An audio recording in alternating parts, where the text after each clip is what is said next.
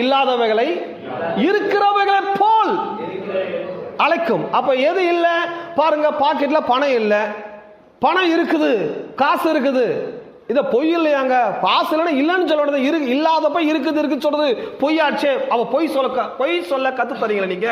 நான் பொய் சொல்ல கற்றுக் கொடுக்கவில்லைங்க. தேவன் எப்படிப்பட்டவர்? தேவன் ஏதோ ஒன்று இல்லையோ, இல்லாதவர்களை அவர் இருக்கிறதே போல் அவர் என்ன செய்கிறார்? அவர் அழைக்கிறார். அப்போ அவருடைய ஜீன்ல வந்திருக்கிற நான், அவருடைய பிள்ளையா இருக்கிற நான் என்ன செய்யறேன்? என் வாழ்க்கையில எனக்கு சுகம் இல்லைன்னு இருக்கும்போது, சுகம் இல்லைன்றது நான் புலம்புறது கிடையாது.